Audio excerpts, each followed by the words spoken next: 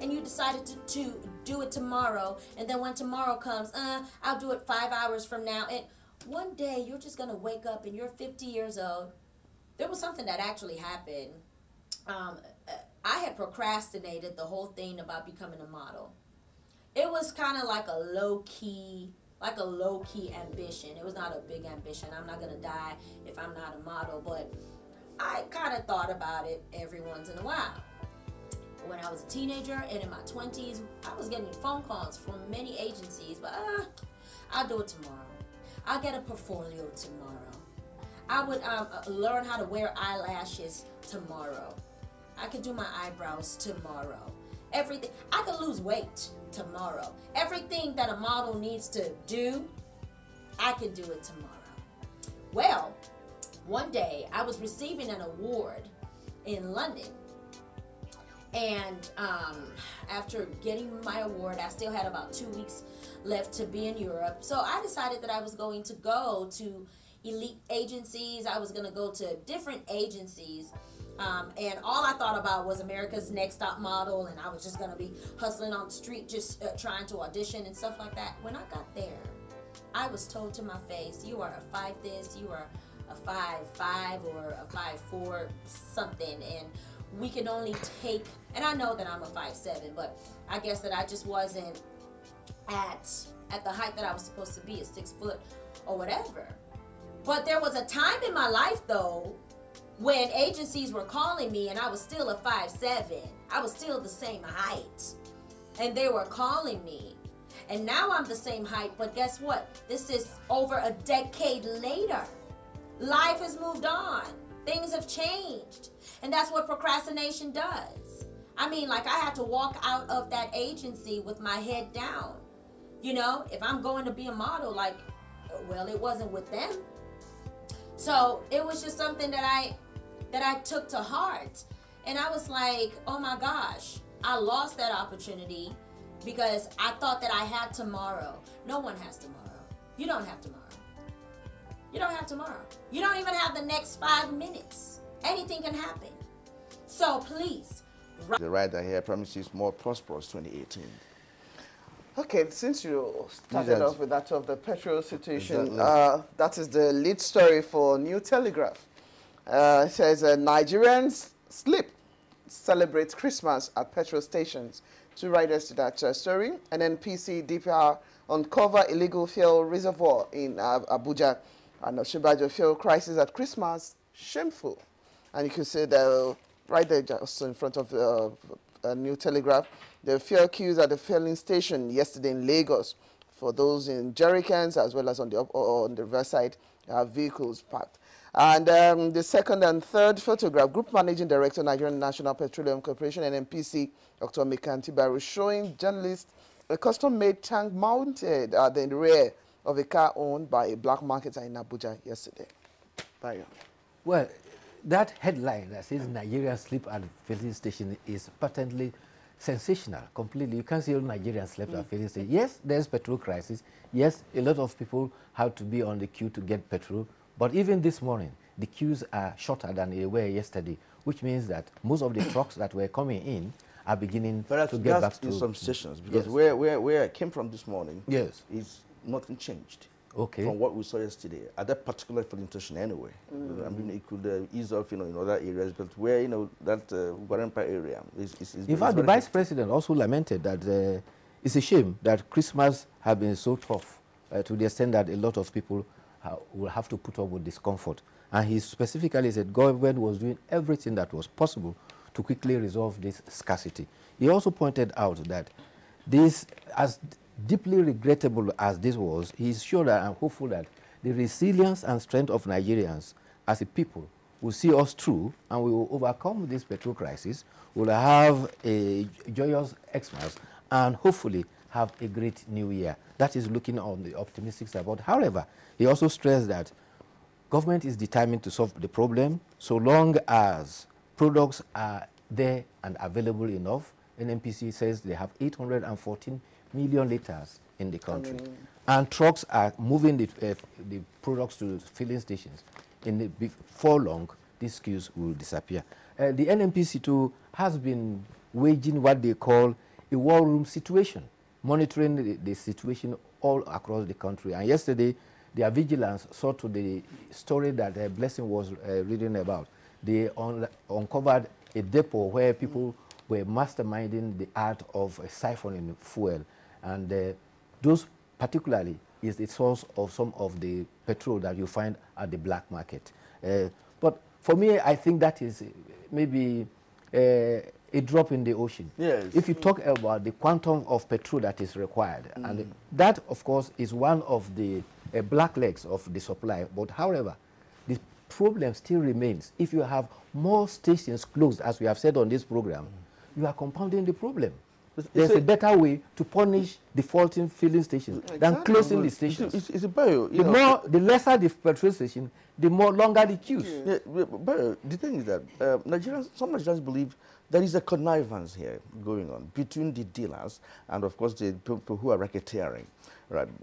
Because, for instance, you go to some stations and they have about 6 pumps, only 2 will be operational. And there is fuel in other ones, but somehow, that's why these queues prolong. In some stations that also have fuel. That's one of it. I think there is a kind of a gang up, if you like, with the dealers of this product. Because from what Nigerians are saying, why did it take long, for instance, to pin down the guy who has, constructed the custom-made, siphoning method nobody has ever seen before, and he's so well done that he can, like the man said, that he can siphon over 45,000 liters of fuel in those times.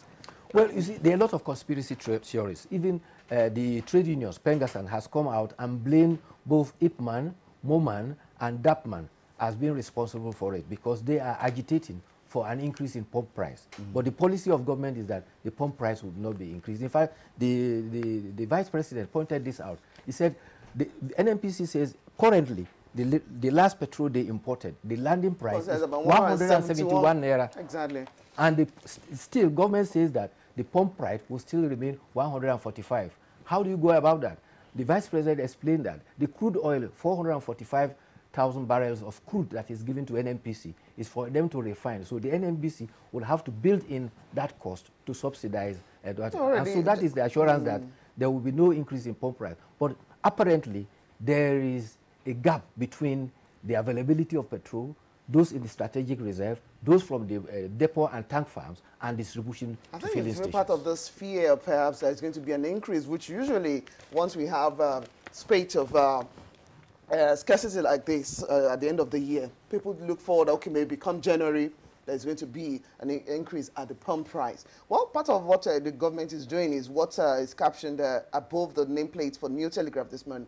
Federal government subsidy on petrol hits 29.68 billion naira in 14 days. That's what they've been able to put out, well, stopgap measures, if you ask me. So usually the panic buying continues until fears are assured, okay, or allayed rather, that things are being done to actually protect us. But nobody likes it really, that at the end of the year, when people get to move from one part of the country to another, it's such serious hardship. Yes, if you look at the history of annual petrol pump increases, it has always come from one end of the year to the beginning of the year. So every year in, year out, those who are in that business anticipate, they tend to hold. And that was what Kriyan was referring to, that if you go to some stations, instead of selling at the 6 pounds they have, you find them selling at 2 pounds. But if you recall, last year, there was no petrol crisis. Because so last December, it was cleverly managed and we didn't have that.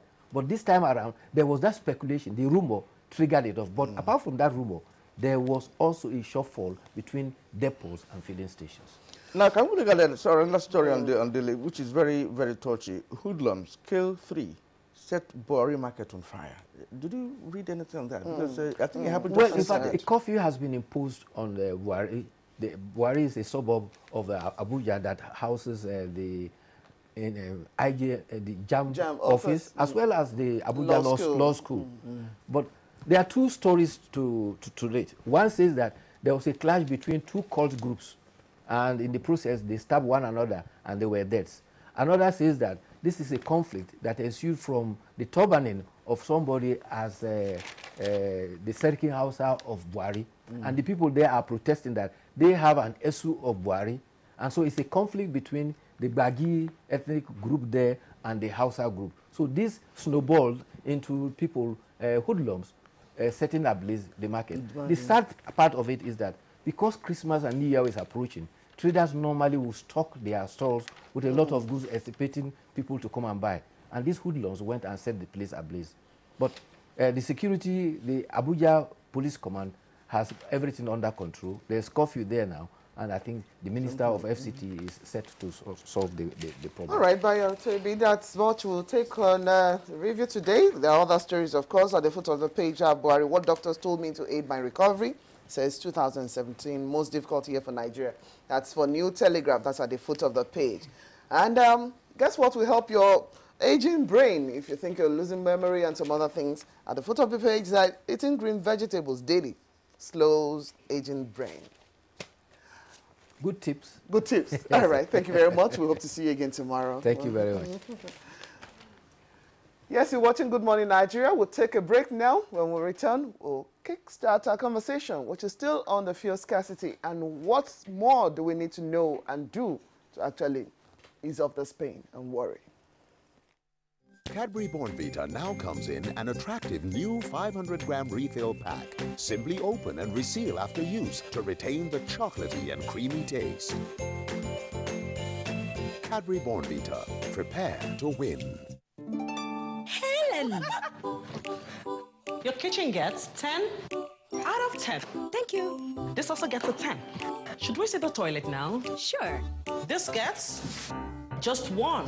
It is clean. But not perfect 10. Better than my detergent and bleach? Impossible. Challenge? Try the new Apic 10X. Compared to bleach and detergent, Apic sticker formulation removes yellow stains times better, giving you a sparkling clean toilet. Wow. Now you also take that? Apic 10X challenge. Also available in 200 ml pack. Dettol team is visiting schools to teach children how to protect themselves from diseases. Do you know how we get illnesses like diarrhea, cough, and cold? No. They are spread through germs which are everywhere.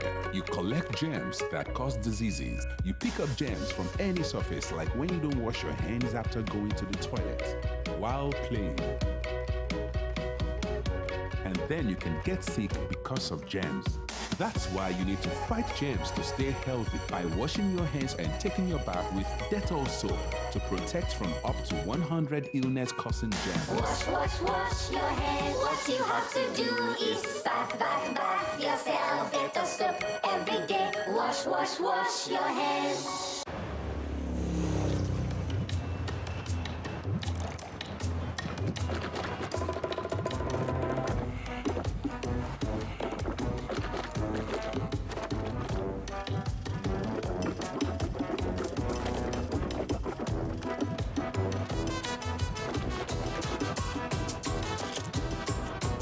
Chewing gum neutralizes bad odor. It doesn't just disguise them, it gives you real minty breath. Everyday air. Ordinary air. And then there's TomTom air. There's air. And then there's TomTom Air. What are you breathing? New TomTom 5-piece pack. It's that time of the year when we appreciate all those that mean so much to us. Our sponsors, our clients, government at all levels, corporate bodies, advertisers, religious bodies, civil society groups, political parties, businesses, and above all, you. Our esteemed viewers, together we made 2017 great. Together we shall make 2018 even greater.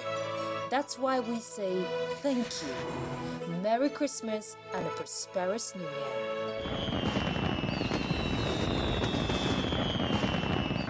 Hate speech is not a joke. It incites genocide and crimes against humanity. Most of Africa's civil wars are caused by hate speech from one tribe against another. We don't want it here. the Nigerian government stands firm against hate speech. I was distressed to notice that some of the comments, especially in the social media, have crossed our national red lines by daring to question our collective existence as a nation. This is a step too far. One nation bound in freedom, peace and unity. Nigeria, one nation, one people.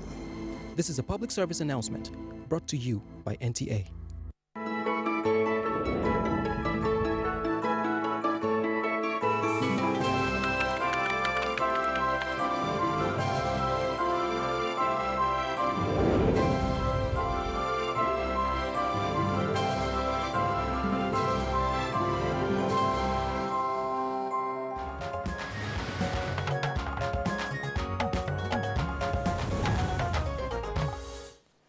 You're watching Good Morning Nigeria. If you just joined us, you're right in time for our conversation. We're taking a look at the fear situation in the country. And to kickstart this particular session, we're now joining Aisha Obali for the background report.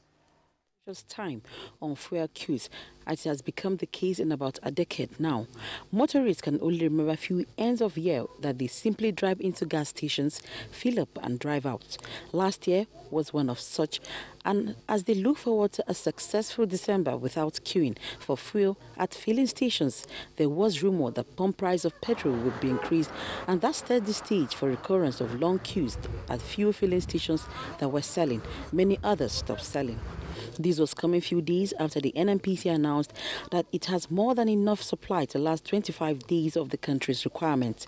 The development has continued to bite harder as long queues have become the order of the day across the country once again. Motorists and commuters alike are feeling the pinch and has resulted in hike in transportation fare, goods and services. As usual, it has generated comments with many Nigerians questioning why it has become peculiar for them to spend valuable time at the end of every year for fuel instead of looking forward to a new year with merriment, optimism and hope. Government officials, especially managers of the petroleum sector, have now relented as all efforts are being made to see that the situation is brought to normalcy. Surveillance by the regulators is stepped up as they embark on tour to fuel stations to get first-hand information. Today of going to every location where they are and capturing these miscreants, we believe that we'll see a significant fall down in the queue, in addition to the increased trucking that we are doing to service the country. Update on the situation reveals that the reasons for the scarcity is not far-fetched from what was heard in the past, which include hoarding, price hike, diversion and siphoning of products. Managers and other players in the sector have continued to find solutions for the lingering fuel scarcity with assurances that FCT will soon return to normal, while the situation in Lagos and other parts of the country PMS, but they also confess that the PMS dealers or hawkers also blend with them, take advantage of their presence. But this, of course, still will be dealt with by DPR and the civil defense on their effect.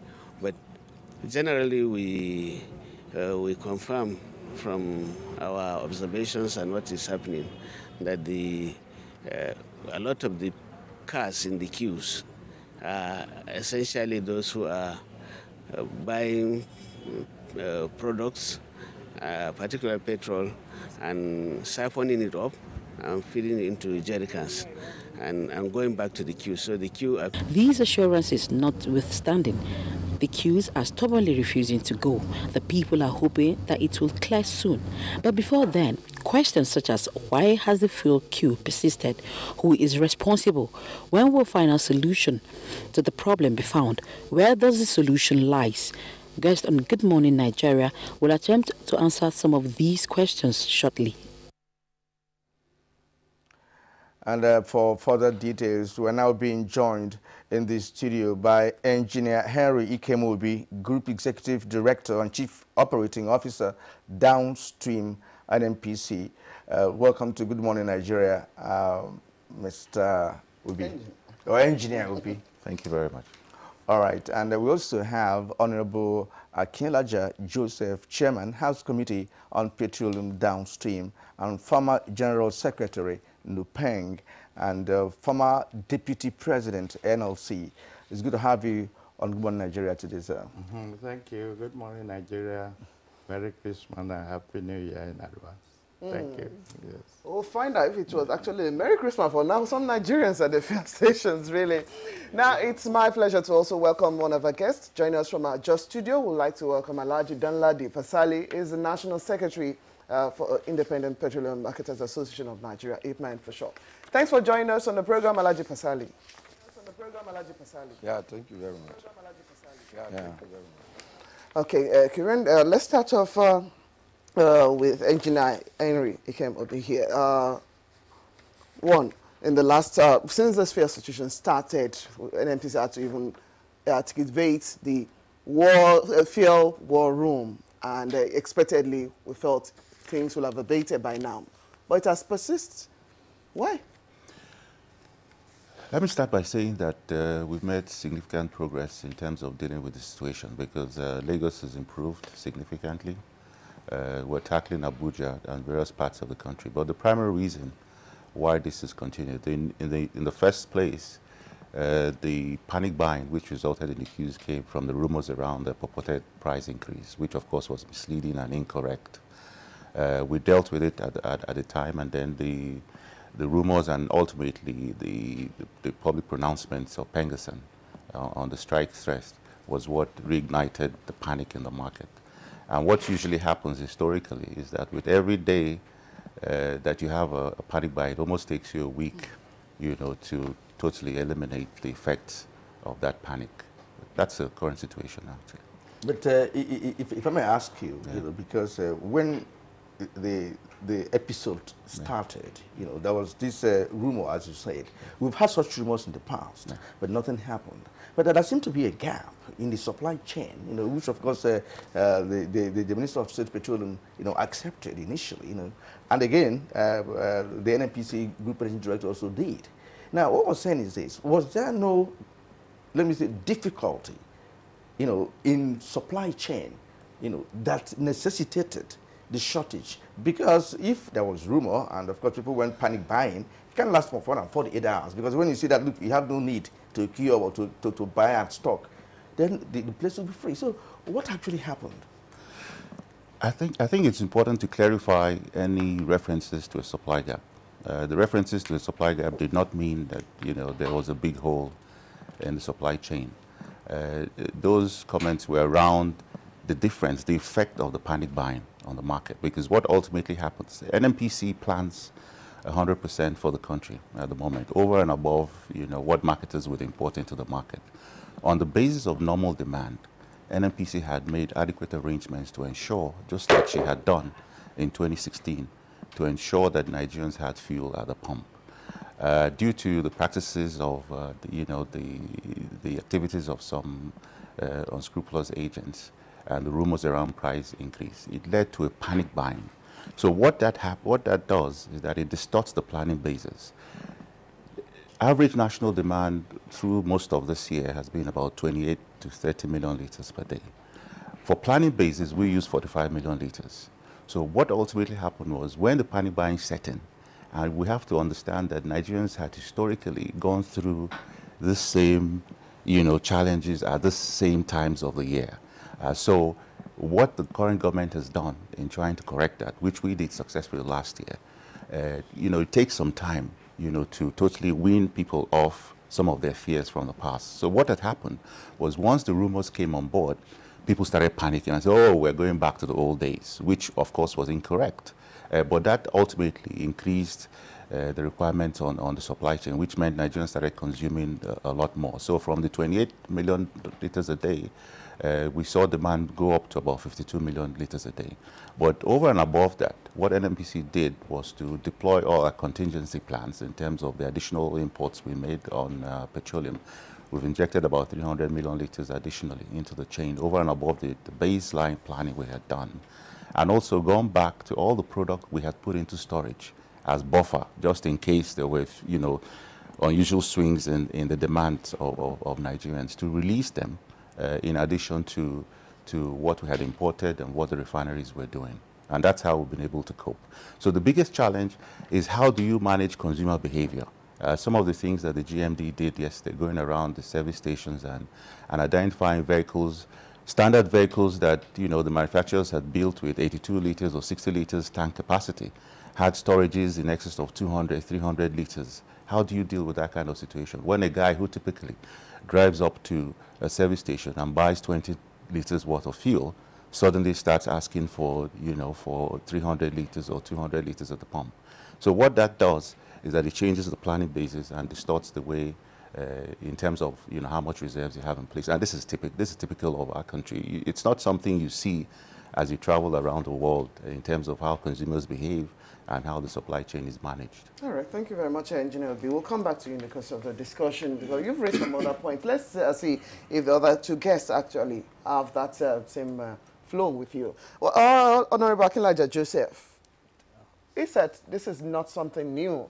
We've always anticipated towards the end of the year such instances is what we forced on ourselves. Where do you stand in all of this? Nigerians are still suffering despite the products said to be available. Well, it's a shame. We ought not to go through this all the time. We anticipated it, my committee, Petroleum Resources Downstream. In November, we invited the MD PPMC and MD Retail. These are the two SBU of the NNPC that is responsible for supply and distribution share. And they gave us assurance. That was mid-November. We asked, how will December look like? There will be heavy vehicular and human movement, people going to visit their family. And they said, no problem, that we manage it 2016, we're managing it this year. How? They told us we have 25 days supply, volume, and another 25 days was on the high sea coming, and we should not panic. So we're surprised early December when the queue started. It was attributed to rumor, it was attributed to price hike and whatever. So myself, my committee, and the most distinguished Senator Marafa of the Senate, we moved out with some NNPC officials to the filling station, and we saw the queues. Like somebody rightly observed, we saw a filling station that had 6 pumps and was dispensing with 2. And we asked the question, they said they were managing traffic. We said, no, you can manage traffic, you have to. We made sure that the 6 started before we left there. We were caught up with, should we seal the station? Should we allow it? If we still seal the station, it's like a bomb, a thunder striking a latent bomb. So we add more to the difficulty.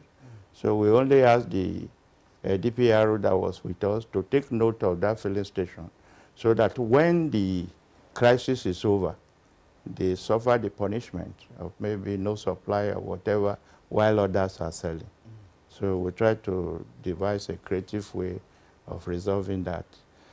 Well, like I said, we ought not to go through this. We're in a situation where we have mobile filling stations now. People in jerry can parading our streets. Those who are not trained in sales of fuel suddenly become marketers on the street. The quality of even the product is compromised at that level. You know, a lot of things ought to have happened. So this is what we faced. And from our own end too, we also discussed with the petroleum tanker drivers, because they are very critical in this distribution chain.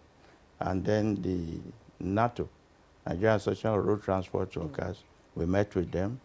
These are the critical people. Beyond that, we took both associations to the NNPC so that they could be on the same page. And that happened. So that's why you see the tanker drivers now, even during Christmas, they are on the road. Their employers, the NATO, they are supplying the truck, and the drivers are willing as Petrol to drive. I must commend them for that.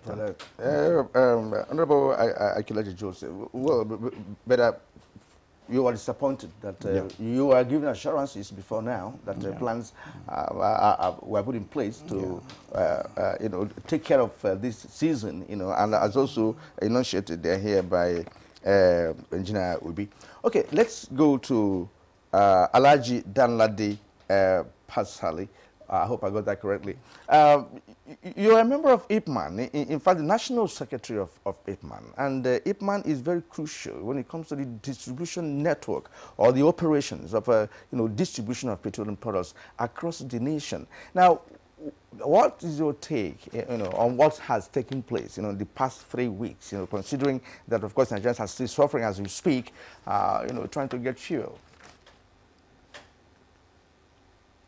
Yeah, you see, the truth is that IPMAN has a stake because IPMAN control over 85% of the downstream. All the retail outlet is being controlled by IPMAN. And that the truth is that the distribution chain has been an issue. And where there are this kind of situation, I remember in 2015, IPMAN is fully involved in the war room and in all the advices and even in terms of surveillance and other things. But this time around, I think the stakeholders omitted IPMAN in the system. And that has also created more problem than solving the problem. You said, sorry, that they omitted IPMAN in the process. Could you explain further? Because one wonders, why a critical, arm of the business, was dropped along the line.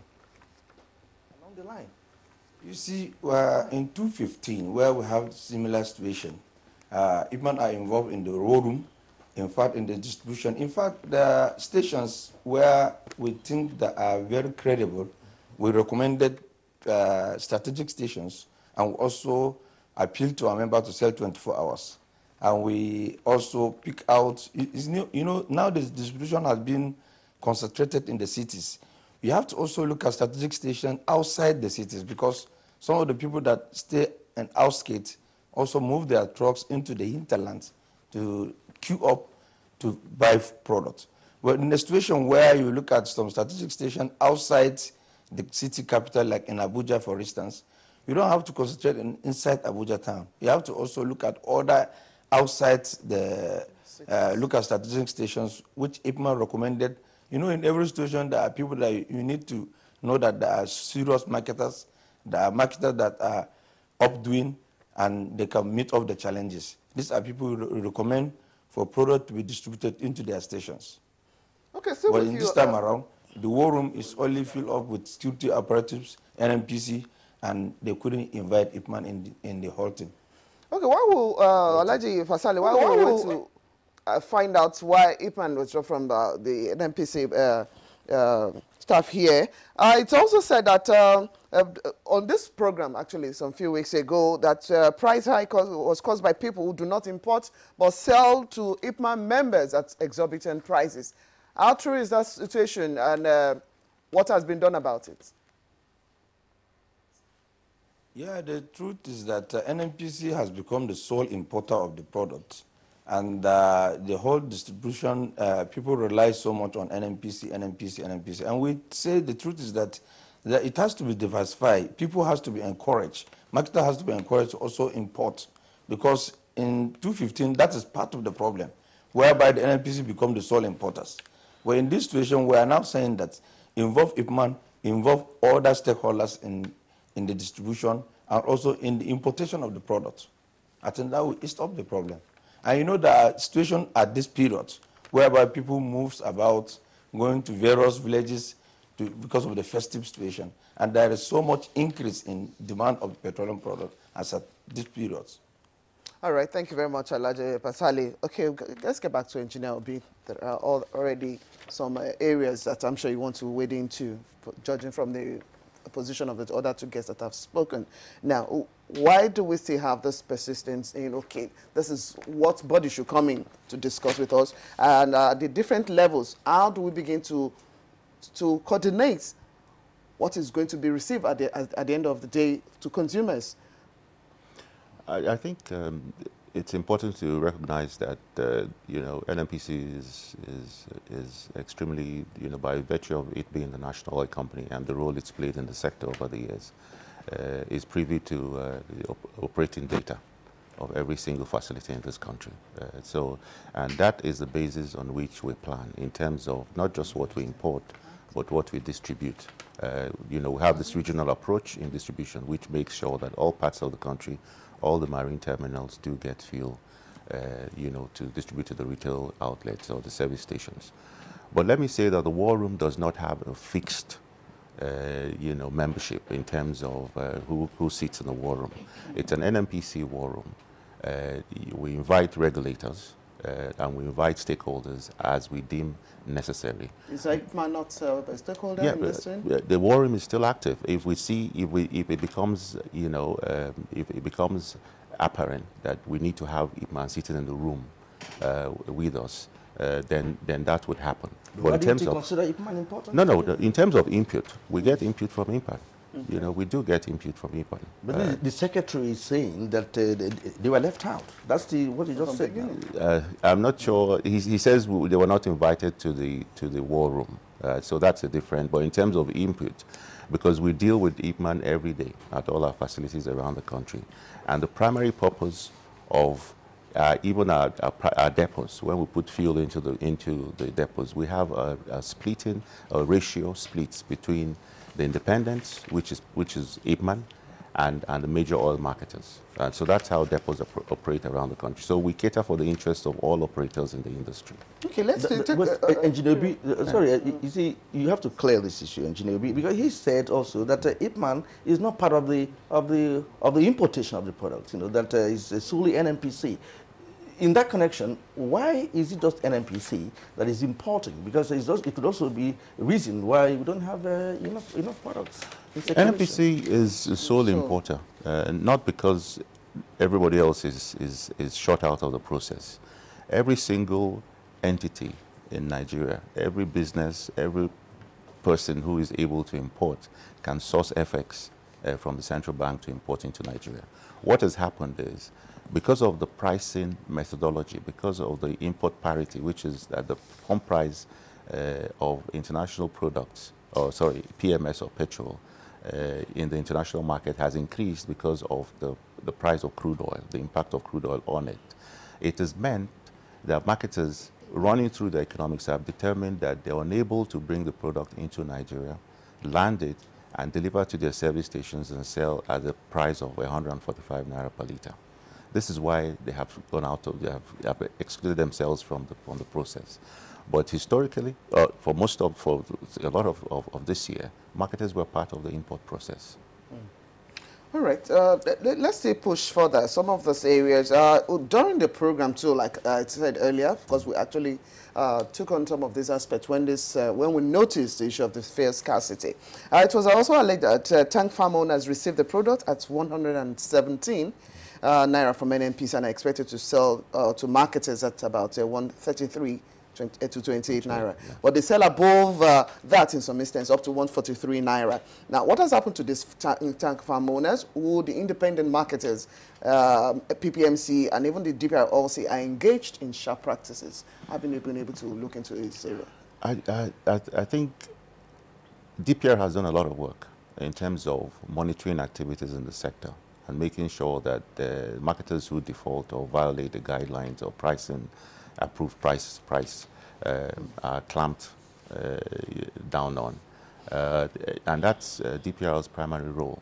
So DPR, of course, in every facility has depot reps, and also depends on a lot of intelligence work, market intelligence, which is information from consumers to do its work. What NNPC has even done is to encourage the close working of all the regulatory agencies, with the security agencies, with ourselves, to actually go out and monitor the activities of marketers.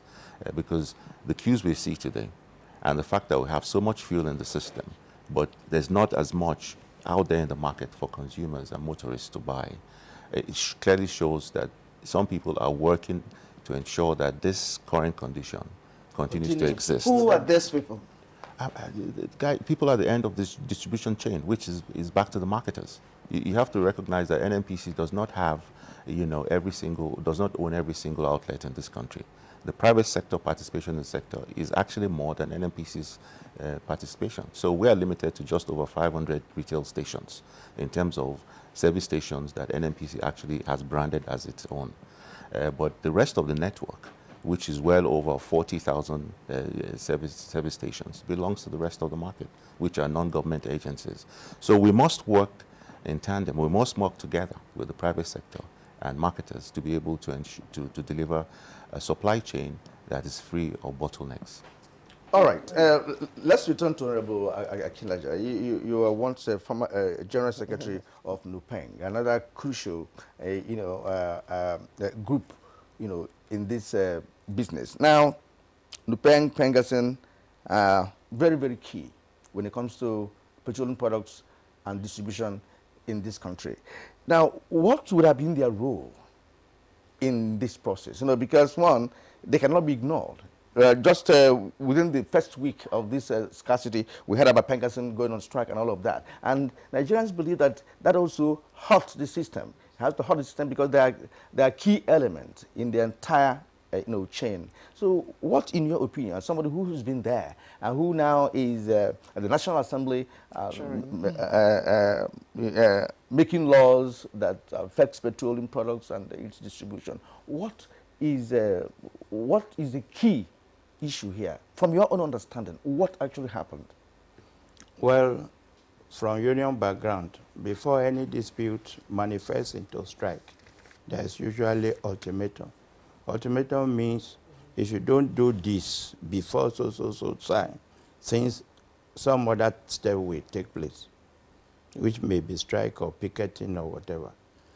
And Pegasan had his own issue. That's nothing to do with NNPC of well, with a private company that was anti-union and sacking people, and they gave ultimatum. That's ordinarily to have been resolved before even this panic buying or whatever happened. It was not resolved. And you could see that because of the situation, they too were patriotic, because we also spoke to some of them behind the scene. The strike never took off. They said midnight of Monday. That was resolved in the morning of that Monday. So this panic buying thing, well, because of broken promises of the past, people don't believe in anything. When authorities say they want to do something, if they have been doing it, people will believe. There will be nothing like panic buying. Because this panic buying thing was also exploited by the people, those who are involved in the supply and the distribution chain. Namely? Everybody. Whether you are a depot owner, whether you are a marketer, or whatever. Because of one thing. What characterizes most things in Nigeria, to say the truth, is pocketism, not patriotism. Pocketism is what is in it for me. And in December, everybody knows that there will be heavy vehicular movement, like I said, and human movement. And immediately one rumor comes up. People panic buy, then people exploit the panic. Why were they able to exploit the panic? Because in time past, if government say there is 100 million liters of fuel, and they find that there is not up to 1 million in time past. Now, if you tell lies before, when you will say the truth, people won't believe you. It's a way of life. It's not about petrol. It's not about anything. If government say, we will pay ASU their salary, and in 2 years they have not paid, by the time they say we will pay in 6 months' time, they will not believe. So that belief system in the country complicated with the matter we're talking about now. So it is all of us, government, or let me say authority, not only government, making promises and fulfilling promises. We give confidence to the people so that when you say, let's tighten our belt, and you as my leader, you are not loosening your own belt, I will believe you. But if you say tighten your belt and you lose your own, Next time you ask me, and I tight my own now. Next time when you say, tight your belt, and I said the last time, maybe you lose your own, when you say I should tight my own. So the significance of this analogy is belief system. It's also complicating this thing. If it is just rumor, why has the rumor not disappeared? Panic buying. By the time you are sure that the fuel is there, there is no need to panic buy, because you panic buy 50 liters today, within 2 days it will finish.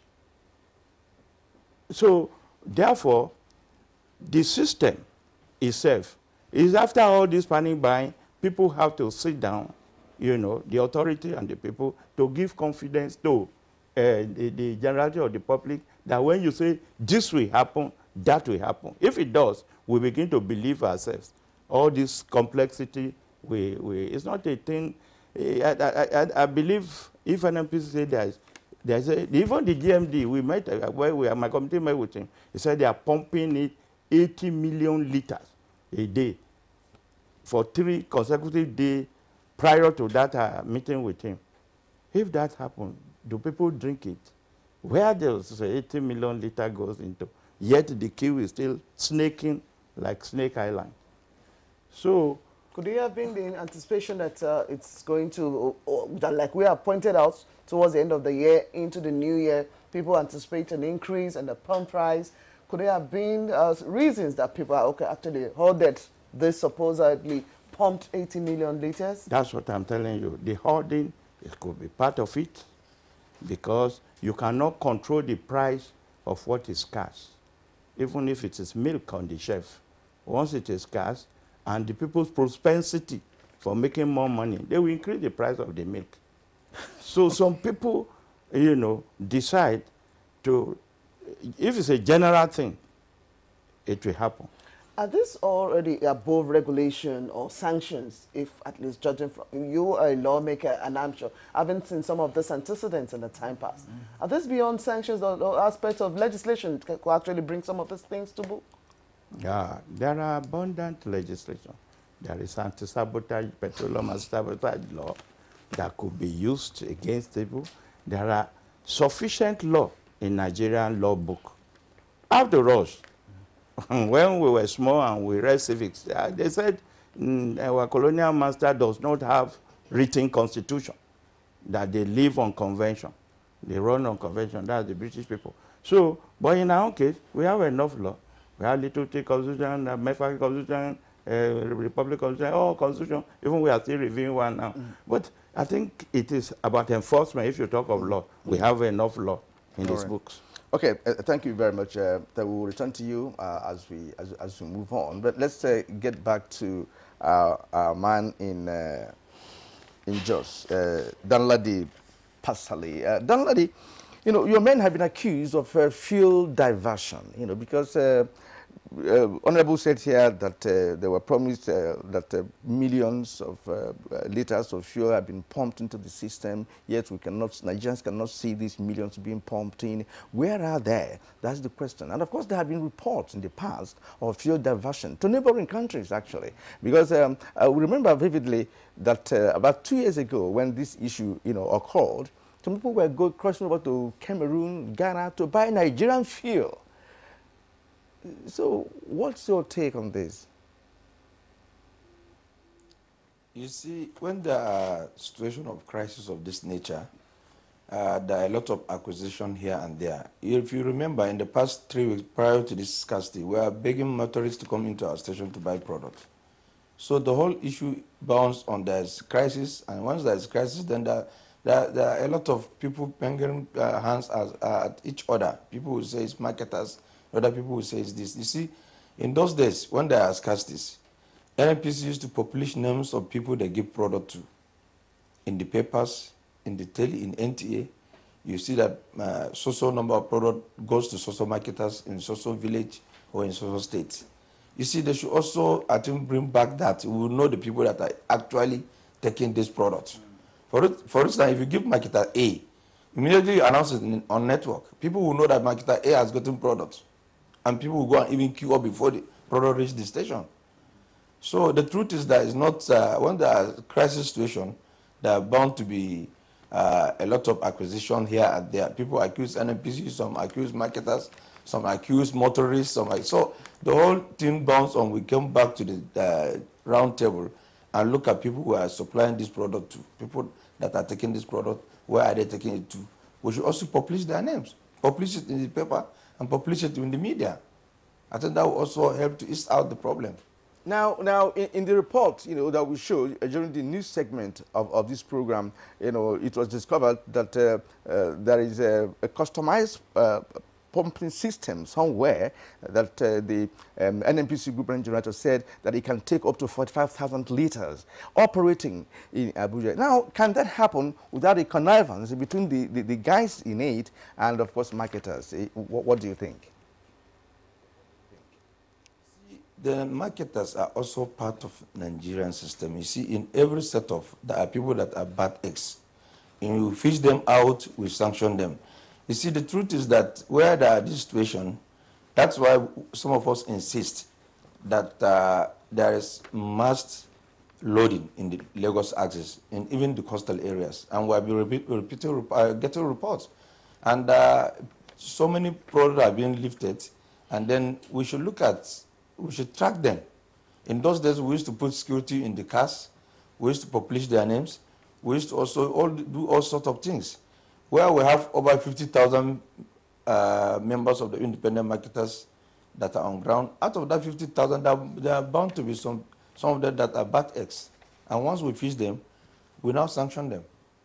Even on our own side, we sanction marketers.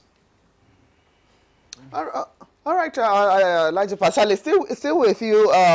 Earlier on, as in the first part when you came on, we're talking about your being sidelined by the fuel war room.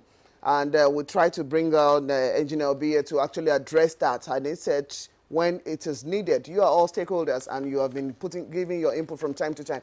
Could it be that IPMAN being on a factionalized level, at least there are several factions to IPMAN now, that is not making you to have your definite say in all of this situation?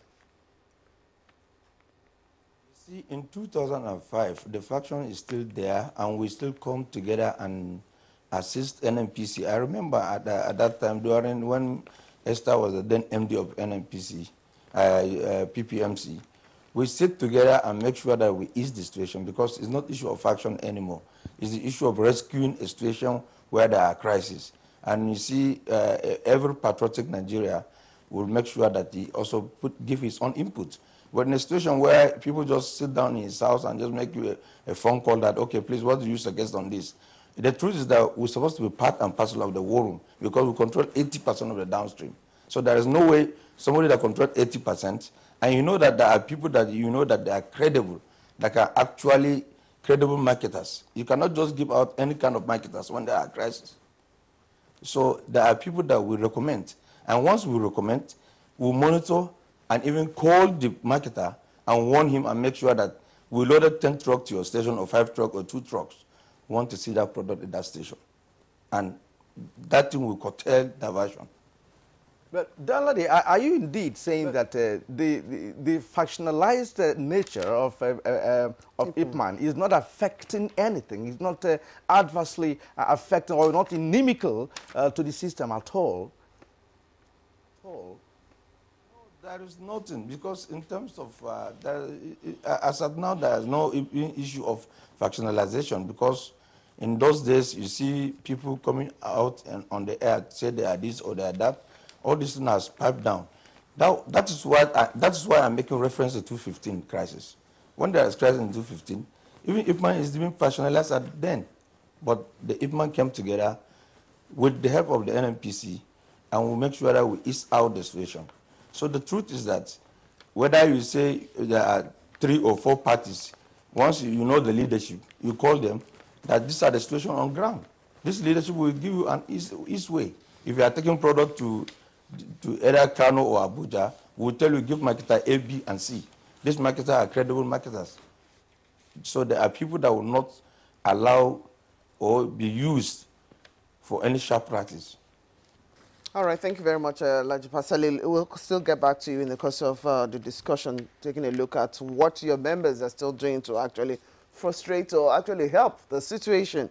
Petrol engineer Obi, of course, we took a look at some of those interests responsible for us having the situation.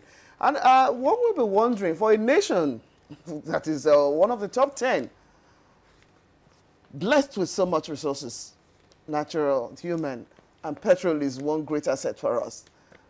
Importation is as if it's on the increase rather than actually making our own refineries and also depot here work. Are people of opinion that why is it difficult for us to actually work on our own refineries and actually have those products refined here instead of the massive importation that we have to do even from time to time, even for crisis situations such as this? We'll know that NNPC are already undertaking some about 5 to actually work. What exactly is happening to actually make us do more here? I think we need to give credit to the current government, because one of the things that the President had committed to since assuming office has been, for us to rehabilitate and bring our local refineries to their nameplate capacity, to the design capacity. And that's why the Federal Ministry of Petroleum Resources and NNPC put a lot of energy into reactivating the refineries.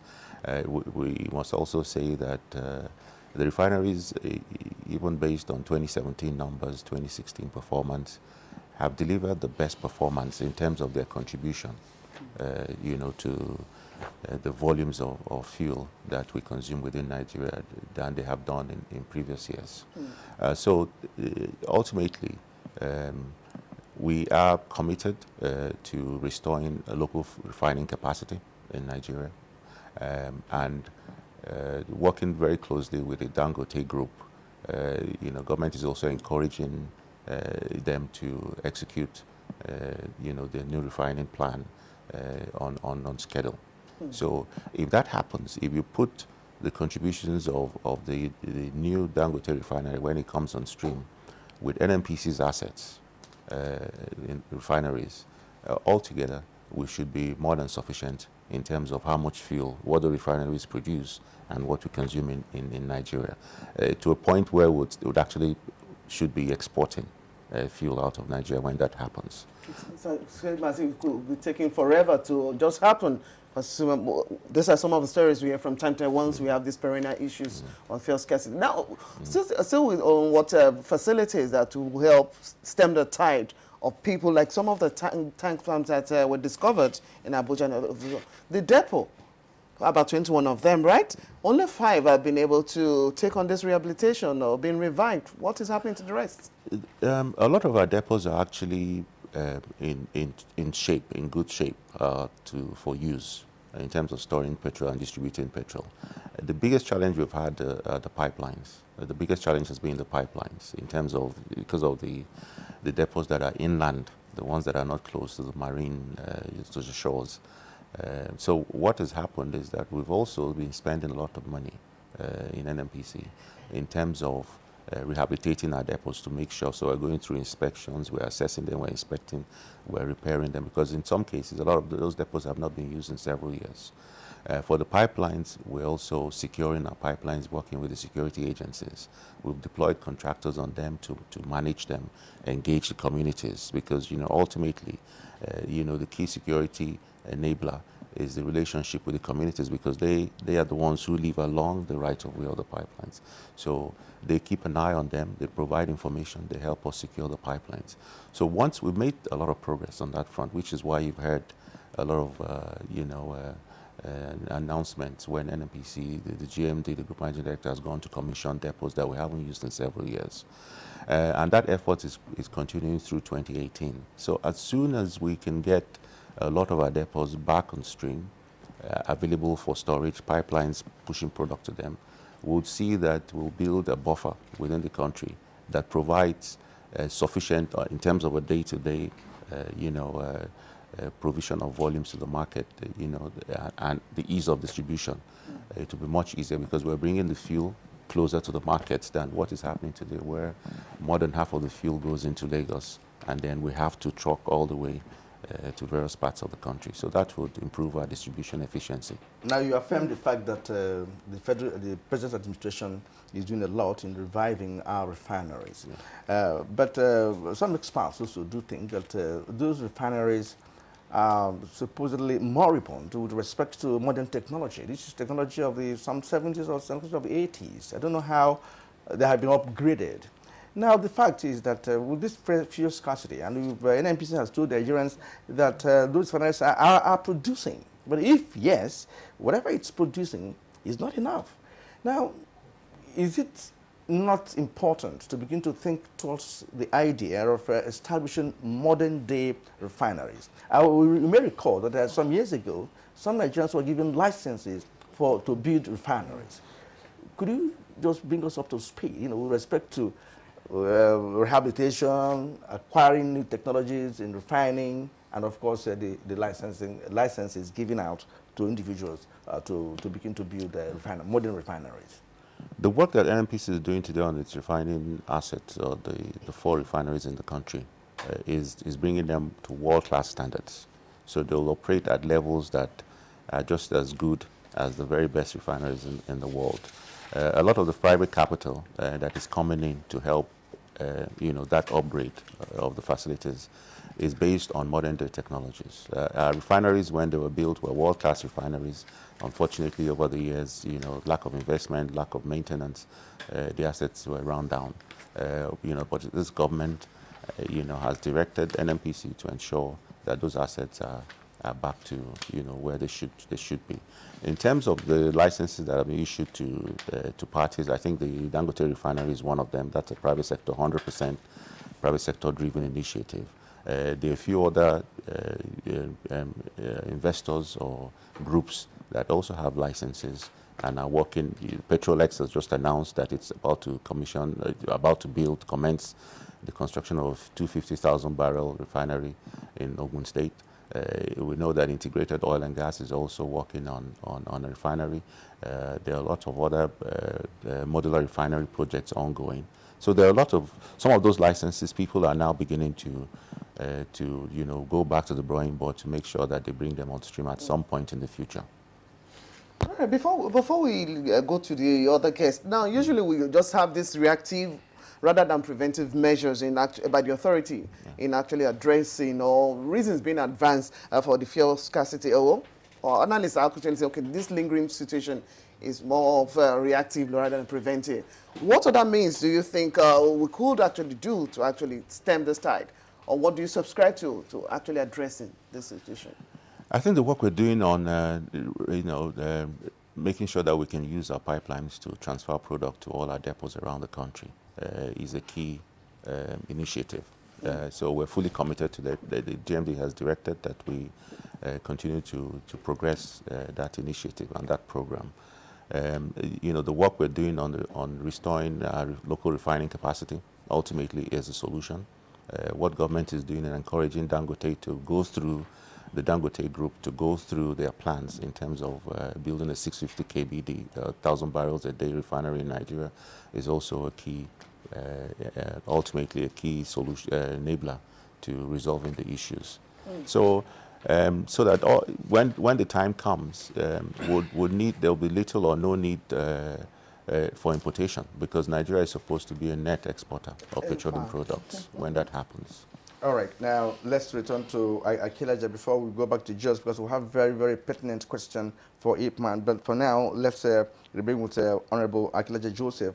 Now, reactive rather than preventive measures by the authorities. You did tell us that you had meeting, your members had a meeting with the NNPC Group and Director and other key stakeholders shortly when this started, and you are giving assurances and reassurances. Now, what could be done as someone who's been in oil, on the oil sector and who is now a lawmaker?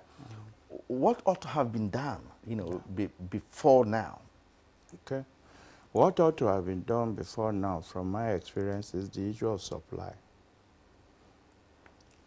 Increasing supply at the cheapest price possible. And that goes to the issue of refinery, local refinery. It's a shame that we have to be importing fuel. definitely. That's a given situation. Nobody can argue that. If we are not going to import, then we must produce locally. Producing locally will be cheaper to the extent of even freight, or bringing the product from offshore to Nigeria. Taking a ship from Port Harcourt to Lagos is not as costly as bringing it from Rotterdam. Therefore, it makes sense that we should produce here. So that is one very important thing. At a time that you have surplus fuel, you know, if you see anybody along the road carrying jerry can inviting you to come and buy fuel, you will ask him to drink that fuel. You drive past. But now you cannot. You pack and buy it, whether it's good or not. So supply, local supply is the measure. So prevention is better than cure. Now, let me tell you about refinery. A refinery is as good as its maintenance.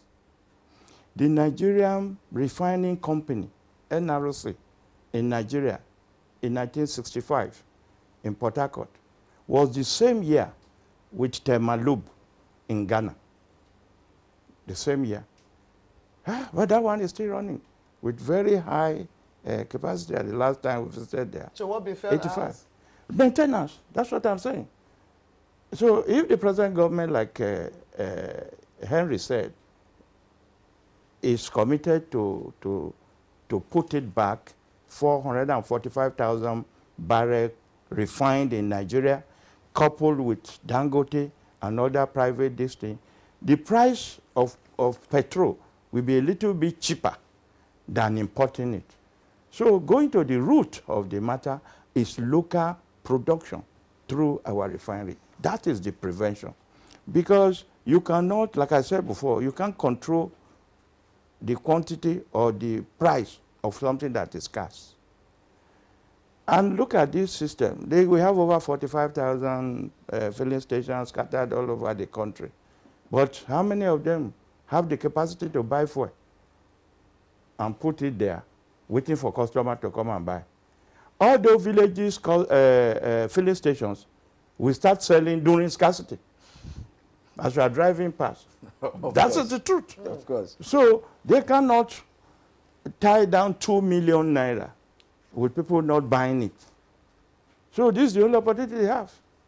So where do we tie all of this in terms of So regulation? where we tie all of this is let our refineries work.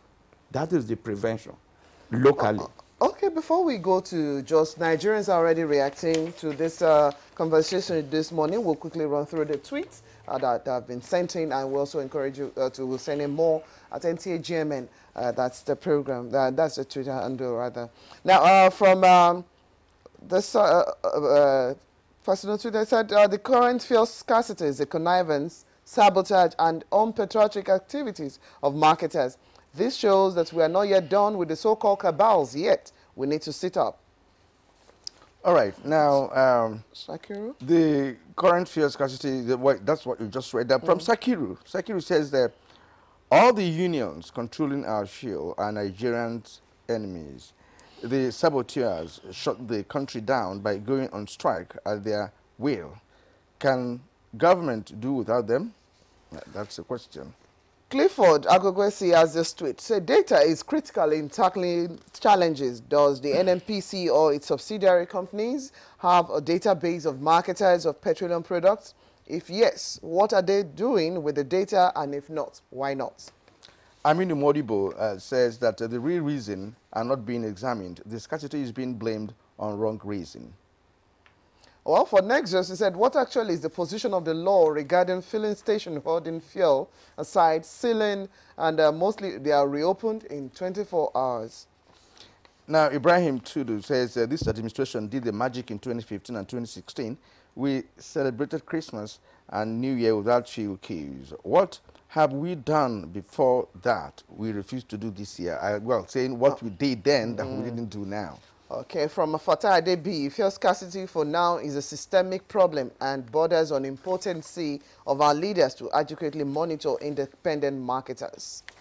Okay, let's return to Jos now, to Danladi. Danladi, look, we Nigerians hear that Ipman, on this particular program, said that it is not interested in dealing with petrol farm owners.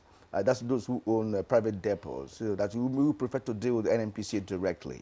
If that is true, could it be part of this problem that we are facing at the moment? The fact that your members want to deal directly with the NNPC and not to the petrol farm. Yeah, the truth is that the concept of tank farm is only for storage, where you pay throughput, you store product, and then sell it to the marketers. All the process has been inbuilt in the template. So you see, the truth is that we actually, based on our agreement, we don't have agreement with tank farms on our way, we have agreement with NNPC. So our bulk of supply is supposed to come from NNPC, that's the truth. And NNPC, as you know, we must give kudos to the present leadership, because most of the depots have not been used for some times. You know, in those days, they relied so much on tank farm in Lagos, pay throughput, and then sell to our members. Some of the tank farms used to even hold the product. If you remember the case of, at one time, one of the tank farms that even sold up the product in the night. In fact, the man was invited by DSS and was even arrested. You remember that, where even the National Assembly has to call some of them to pay money because they sold the product without being authorized to sell. So the truth is that we prefer, because part of our agreement is with NNPC, not with tank farm owners. The tank farm owners, the law that established tank farm is only for storage, not for selling of petroleum product. They only store it, and then they collect their throughput and then sell to our members. So the truth is that we prefer to deal with NNPC, because that's our main constituency. Okay, so still with you, Alaji Pasali, the distribution volume is said to be 60% to IPMAN, 20% to major marketers, and 20% to PPMC. Is that distribution volume being added to, and what, in your own estimation, can be done to actually show up this for motorists to actually get their products? Even the pattern of 60-40 is even wrong, because these are people that control 80%. Independent marketers control 80%. We're supposed to be given our 80%. If you hear Mr. Harry, they have less than 500 outlets. That's NNPC retail. If you come back to major marketers, they have less than 2,000, who are the moment. I mean, the DAPMAN members who own tank farm has less than 100 or 200 filling stations, while we have about 45,000 to 50,000 filling stations. So if we come it up, we control 80%. We're supposed to be giving our due, which is 80%. But what do you have currently, and is that being added to? That is why some of us are agitating that there should be, the names of people that are being supplied should be published. And that would also help to checkmate who are getting the product and who are taking the product to their stations. And the NNPC and all the stakeholders meetings should be summoned immediately, so that we can sit down and look at the way forward. And the way forward is to ease out this scarcity situation, because the more there is scarcity, the more there is panic buying, and people will be siphoning products and then selling it in jerrycans, and that will not help the situation. But it would be nice for Engineer Obi to react to some of the things he raised, in addition to this argument that because of non-punitive measures against people who are found wanting, in this process, is also part of why it is continuing. Let me say that IPMAN is a very special group. So NNPC, actually accords a lot of time and energy in ensuring that they get fuel. So we always make special arrangements over and above our depots. Sometimes we even designate additional locations for IPMAN members to go and load. Let me also say that in terms of his comments, around the war room, as I said, the war room is not a closed arrangement. So we invite parties and stakeholders from time to time. So it's, inviting IPMAN to the war room, it can happen today, tomorrow, but we do get input for them. And I personally, and a lot of our people are in touch with the Ipman leadership. In terms of sanctions, I think we've seen recommitment on the part of DPR in terms of going out to apply appropriate sanctions to any violators of the guidelines. What are these appropriate sanctions? Most of the time we just get that fuel stations are just being sealed off by DPR, and that's the end of it. It puts more pressure on the people, queues, long queues, and what other sanctions? Because I was saying that's what Ipman is saying. Okay, you know where you have distributed some of this. Is there a monitoring process for that or data to capture all those marketers that have been supplied? Yes, we have a lot of data. In fact, the primary purpose of the war room is first of all to coordinate the entire activities of the market, the supply chain.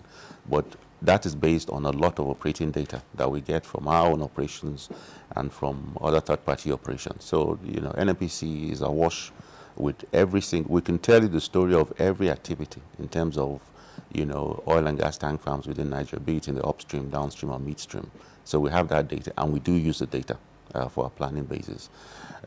But we also provide that data to the intelligence agencies, the security agencies, because some of these acts are acts of sabotage, economic sabotage against the Federation.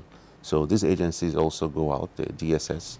We also have the civil defense people who the Constitution has empowered to actually go all the way to prosecuting such violators.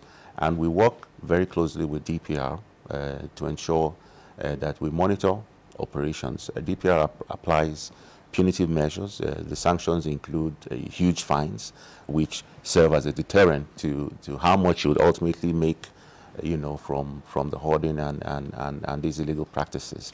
But DPR also has the power not to withdraw the licenses. So DPR can revoke, the permits that she has issued to any operating facility, be it a retail outlet or a tank farm. Okay, so one quick one. Last Friday, because NNPC boss said about, even though we have this landing cost getting up to about 171 points, I think some just on loose coins on it. But then there is the assurance that, do we get the assurance or reassurance now that come January, the pump price definitely is not going to be different from what we're still supposed to be buying? Because these are part of the reason advance for the panic buying and some other issues of hoarding and diversion. What do you have to say to that? I think there's no better authority than Mr. President himself, who has made a pronouncement a couple of days ago that there is no intent, there's no plan to increase the price of petrol, be it today, tomorrow, or in 2018. And the GMD has reiterated that in his interactions with the press and as he goes around. We are not aware of any plan. Mr. President had said there is no intention and there's no plan that the pump price of PMS remains a ceiling of 145 naira per litre. So there's absolutely no need, for people to panic or to expect that there will be. Mr. President cannot, make that pronouncement and reverse himself. The Honorable Akilaja has talked about, the history of where leadership has failed Nigerians in terms of not delivering on promises. I think if there's one thing Mr. President has built a reputation over the years for, is the ability or his commitment, his steadfastness.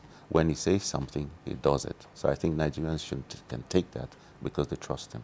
All right. Now to Honorable Akilaja Joseph. Let's begin to look at what can be done. Where do we go from here? Now we're living with it. How do we get out of it? Get the queues off the streets. Well, the cooperation of everybody, starting from NNPC, the major supplier of PMS now, because no matter how other people pretend, they are not importing, because they cannot import. Sourcing for forex and volatility of crude oil price have stopped them from importing. NNPC become importer of the last resort. So until we produce enough locally, NNPC should supply sufficiently. Two, we should appeal to marketers not to manipulate, exploit the situation as it is. Let us be Nigerian for the opting time to help ease this thing. Even the one that is in the system now, if everybody bring out what he has, within the next 3-4 days, the queue should disappear. So I say NNPC supply appeal to the conscience of people, because the propensity to make money can make a lot of people misbehave. So if we agree that we are suffering ourselves, because even the marketer themselves, their relation is suffering this thing, where their driver have to use mouth to pump petrol, which contain lead. Somebody is dying instrumentally, and you want to make money from that, is blood money. So that's why I say all of us. I have commended the tanker drivers and these people because they are working this one as of now. So the issue of distribution operators is not in the system. Now it is supply and then the market. So that is my suggestion. Okay, Danladi Pasali, you know, your men are very critical here, you know, and we're now looking at what can we do to stop this at this point. So what contributions would your men or your group, you know, be making at this point in time to see how we can this can ease off? Yeah, the truth is that as at now we have mobilized our marketers to go to the coastal to move the product. And in fact, as I'm talking to you, I'm moving straight to Abuja. We're having an emergency meeting whereby we're setting up a special monitoring team on our own to monitor the product being dished out by NNPC to our members and to make sure that they sell at appropriate price. And that's part of our own contribution as of now. We want to monitor the product that is being given out, and then we make sure that the product is being discharged and sold. And we have also instructed our members to sell 24 hours in all strategic cities, and we're appealing to security operatives to also give us support. Thank you very much. All right, thank you very much, Alhaji Pasali. We'd like to appreciate all our guests that have joined us in the conversation. I am told that we have reactions from Nigerians already. As soon as we take custody of those tweets, we'll like to take a look at them. Okay, but just let's get back to Engineer Obi quickly. What can we look forward to next 24 hours, 48 hours? The case should disappear. Absolutely, that's our commitment. We have it this month. In the last week and a half, we've injected an additional 300 million liters of fuel. In January, we also have arrangements in place now to bring in an additional 300 million liters of fuel. So through January, we're looking to have in circulation about 1.7 billion liters of fuel. That's in January. In what January. happened between this morning and immediately now, between now and the end of the year, we have on average one vessel. We have 50 million liters a day coming into the country. Over and above that, we have 300 million liters additional fuel coming in. So we have 50 million every day between now and the end of the year, and we have an additional 300 million liters that's in circulation. So as we speak now, all our shuttle vessels are distributing fuel to all the terminals in Calabar, in Port Harcourt, in Warri, and in the Lagos area. Yeah, we do. We have monitoring teams. Yes, we have. In fact, the objectives of the war room is to coordinate all these activities. So in the war room, when we sit there, we monitor every single vessel. We monitor every single be it an import vessel or local vessel, and monitor every terminal activities in terms of how much they've loaded, how much fuel they have, and who is running down, who should get more. So those are part of the work that we do in the war room. How strong are these monitoring means that you have put in place? If not, what are there still some pockets of reactions from people saying, okay, it's not ineffective monitoring is what has caused us this? I think, like I said earlier, we rely a lot on the work of the monitoring teams that we've sent out, which we are part of with security agencies and regulators. We also rely on intelligence coming from the consumers. So people who go to these service stations to buy fuel, whatever they experience through the social media, through the telephone lines that DPR has set up and other agencies, should please report, or through the media. Getting the situation report. Absolutely, so that these teams can go in and apply sanctions immediately. Oh, great. Yeah. Okay. Okay, more reactions, and here are your tweets. Mike Anyakwa says, the lingering fuel crisis in the country, irrespective of the period, is very unfortunate. Like what I commented earlier, it is an act of infamy. Government should, as a matter of utmost priority, immediately put an end to the crisis. Those responsible must face the music. Now, Edward Dibiana says it's a shame that NNPC GMD would be giving laughable excuses for the scarcity and long queues. Do the right thing and the queues would go. Lemig Sampson says NNPC should look inwards, fetch the devils within and prosecute them. Okay, now, Dele Jackson Solomon, it is high time we started taking the issue of the fuel scarcity in Nigeria when we thought we have broken the jinx of incessant fuel scarcity during Yuletide, that we are experiencing this hardship. The federal government must sit up and tackle this once and for all. Nigerians don't deserve this. Sunday Jobi tweets, Honorable Akinlaja is a veteran unionist and is making the correct analogy. There are depot owners and station owners who started hoarding due to the purported strike by Pengasan. The factionalization in Ipman is not helping matters. Thank you. All right, now, Habila Kwarazashi, he says the most terrible and aching thing now in Nigeria is the fuel scarcity. Nigerians suffered more than enough to enjoy democracy. Nigerian leaders haven't been fair to the masses from 1960 to date. Well, from Francis Ugwe's this tweet said Nigerians may be hungry but not as stupid as to buy into Engineer Ikemobi's panic buying story. Even NNPC stations lack fuel. Shameful. All right, from Fatah Adebi, fuel scarcity for now is a systematic problem. It borders on importance of our leaders to adequately monitor independent marketers. Olaji says it is odd, let me use that word because it's a heavier one here, to abandon the refineries and rely solely on importation treated as government business while waiting for Dangote. Well, those are your tweets. Yes. Thank you so much for sending them in and for being on the show with us today. We appreciate. Let's thank our guests. Yes. At this point, we'd like to thank the Ipman man, the secretary of Ipman there in Just for Us, Alhaji Danladi Pasali. Thank you very much for sharing your time with us and, of course, you know, making your contributions to the program. Okay, we also like to appreciate Honorable Akinlaja for joining us, Akinlaja Joseph, for joining us on the program. And also we'd like to appreciate Engineer. Thank you very much. Let's not discount on what Pasali said. Let us publish the list of the people that get this fuel. The public may help you to mobilize, you know, to get the fuel. That's important. Yes, at least your monitor, part of your monitoring device. Also, we'd like to appreciate Engineer Kem will be here. And let me just say that, like the GMD has said, you know, we regret the current situation. We empathize with Nigerians, and NNPC is doing everything she can do, with all our resources. Dedicated to ensuring that we resolve this issue. Nigerians want to see results. They want to see more. Nigerians will see results. Nigerians will see results. All right, thank you, gentlemen. Thank you, gentlemen. We'll take a short break now and we'll return in a moment.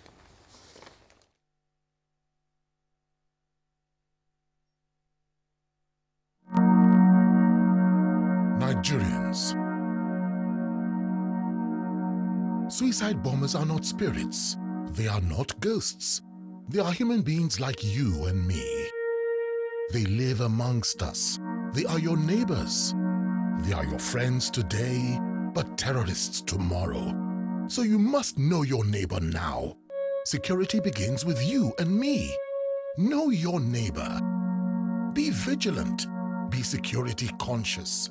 Report suspicious persons, objects, and movements to the police and other security agencies. The security of our nation is a duty for you and me. If you see something, say something. Nigeria, unite against terrorism. This message is brought to you by the Federal Ministry of Information and Culture.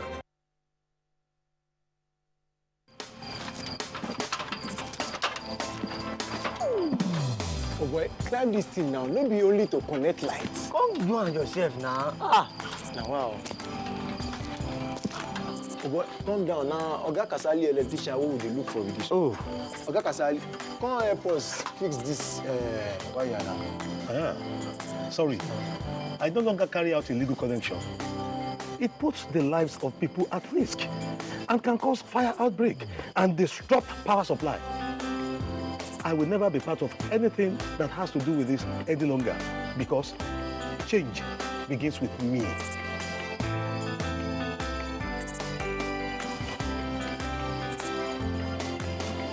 Oh boy, wetin you talk make sense.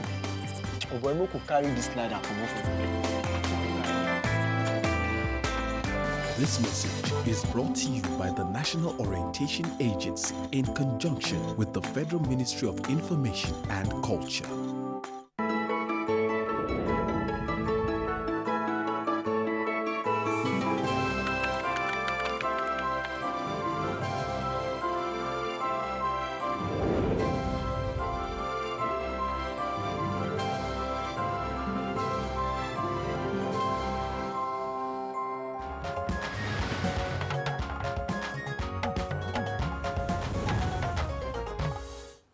And on the foreign scene, Liberians have about now started voting in a rerun election to choose a new leader. Today's rerun follows the inability of any of the about 20 candidates to outrightly win the first round of elections. Two candidates, Vice President Joseph Boakai and former World Footballer of the Year George Weah, are left in the race.